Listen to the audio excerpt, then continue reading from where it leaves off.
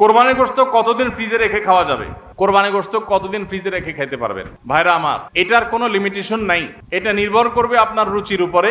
এটা নির্ভর করবে যে আপনি কতদিন রেখে নিজে খেতে চাচ্ছেন বা এটা কতদিন ভালো থাকে তার উপরে। অনেকে খুব বেশি দিন গোশত ফ্রিজে রেখে, মাছ ফ্রিজে রেখে খেতে পছন্দ করেন না। ভাইরা আমার, কোরবানির গোশত যেহেতু আল্লাহকে আমি দিয়ে দিয়েছি, এটা আসলে আমার কিনা গোশতের মতো না। অতএব এখানে আমি যেটুকু পাই ওইটুকুই আমার জন্য বেশি। এই মানসিকতা থাকলে তাহলে গোশতের মধ্যে লাভ লস আর হিসাব করার মানসিকতা আমাদের থাকবে না। কোরবানির পশুর গোশত বেশিরভাগই দান করে দিবেন। আপনি 3 ভাগের 1 ভাগ দান করলেন, 1 ভাগ আত্মীয় স্বজনকে খাওয়ালেন, আরেক ভাগ আপনি রেখে দিলেন। এটা হলো মুস্তাহাব, কিন্তু এটা জরুরি না। কেউ যদি বেশিরভাগও রেখে দেয় তার কোরবানি হয়ে যাবে। উদ্দেশ্য যদি আল্লাহকে খুশি করা হয়, গোশতটা যদি মূল উদ্দেশ্য না হয়।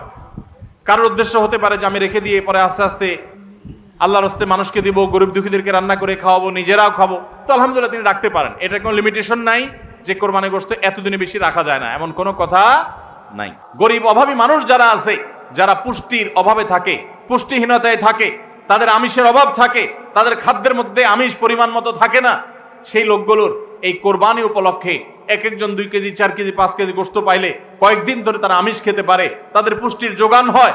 ভাইরা আমার, এর মাধ্যমে লক্ষ লক্ষ কোটি কোটি টাকা লেনদেন হওয়ার কারণে দেশের অর্থনীতির চাকা সচল হয়। নানা দিক থেকে এর পার্থিব উপকারিতা আছে। যারা কোরবানির বিরোধিতা করে ওরা বসে বসে ওই মাটন কারি, ওই বসে বসে আপনার বিফ, বসে বসে চিকেন স্যান্ডউইচ এবং বসে বসে তারা বার্গার খাওয়া ছাড়া আর কোনো কাজ তাদের নাই। এদেশের অর্থনৈতিক উন্নয়নের পিছনে তাদের কোনো ভূমিকা নাই।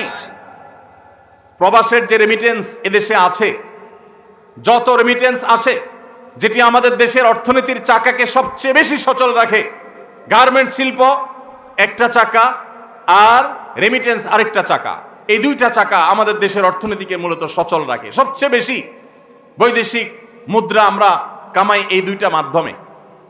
ভাইরা আমার, আপনারা নিশ্চয়ই জানেন, চাঁদপুর এলাকার মানুষ আপনারা, এই চাঁদপুরে প্রায় প্রতিটা ঘরে ঘরে বিদেশি আছে না নাই? প্রত্যেকটা ঘরে ঘরে প্রায় অনেক প্রবাসী ভাইরা আছে। এই প্রবাসী ভাইরা যারা আছেন, যাদের টাকায় এ দেশের অর্থনীতির চাকা চলে, তারা ম্যাক্সিমাম মিডল ইস্ট প্রবাসী বা মালয়েশিয়ান প্রবাসী, ম্যাক্সিমাম তারা মুসলিম কান্ট্রিগুলোতে শ্রম দিতে গেছেন এবং তাদের ঘাম ঝরানো টাকা দিয়ে এদের সচল হয়। আর এই দেশের আইন, এদেশের নিয়ম, এদেশের সংবিধান, এদেশের সবকিছুর ক্ষেত্রে সবচেয়ে বেশি পোদ্দারি করে হলো ইসলাম বিদ্বেষীরা, আর টাকাটা আনে সবচেয়ে বেশি ইসলামিস্টরা। যত মধ্যপ্রাচ্য প্রবাসীরা টাকা আনে তাদের 99% তারা আলহামদুলিল্লাহ ইসলামকে ভালোবাসে, মহব্বত করে। আমি 10 বছর সৌদি আরবে প্রবাসী ছিলাম, আমি জানি। আমি মিডল ইস্টের বিভিন্ন দেশ ঘুরে ঘুরে প্রবাসীদের ব্যক্তিগত জীবন, তাদের চিন্তা দর্শন, এগুলোকে কাছে থেকে দেখার সুযোগ আমার হয়েছে।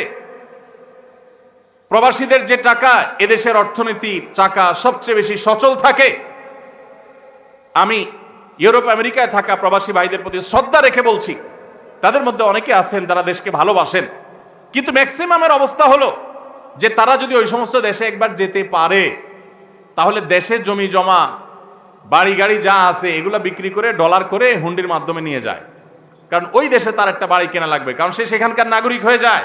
আর মিডল ইস্টে যারা যায় তারা নাগরিক হইতে পারে না, এই জন্য ওখান থেকে 1 রিয়াল 1 দিরহাম পারলে ওইটা বাঁচিয়ে দেশে পাঠায়। ঠিক না বে ঠিক?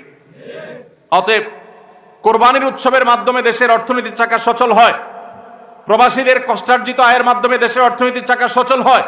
এদেশের অর্থনীতির চাকা সচল হওয়ার পেছনে সবচেয়ে বেশি ভূমিকা যাদের, তাদের বিরুদ্ধাচরণকারী যাদের কোনো ভূমিকা নাই, বসে বসে বার্গার খাওয়া ছাড়া, চিকেন আর বিফ কাট আপনার মাটন খাওয়া ছাড়া যাদের আর কোনো কাজ নাই, এরাই কোরবানি আসলে গরুর জন্য মায়া কান্না শুরু করে। এজন্য এদের প্রতিবাদে আরো বেশি বেশি করে কোরবানি করবেন। আপনাদেরকে কোরবানি কম করতে বলি নাই, কিন্তু কোরবানির উদ্দেশ্য যেন হয় আল্লাহকে শুধু খুশি করা, সেটা নিশ্চিত করতে হবে। সবাই চেষ্টা করবো তো ইনশাআল্লাহ। আল্লাহ আমাদের সবাইকে আল্লাহর উদ্দেশ্যে কোরবানি করার তৌফিক দান করুন। তাহলে কোরবানি আসার আগে আগে নিজেকে নিজে জিজ্ঞাসা করবেন, পরিবারের সদস্যরা বসে নিজেদের মধ্যে পর্যালোচনা করবেন যে আমরা কোরবানিটা কেন করছি, আমাদের উদ্দেশ্যটা কি। আমাদের উদ্দেশ্য হবে আল্লাহর নির্দেশ পালনার্থে আমি আমার অর্থ করি, এটা ব্যয় করলাম। একটা পশু কিনলাম, ঈদের আগের রাতে কিনবেন না, পারলে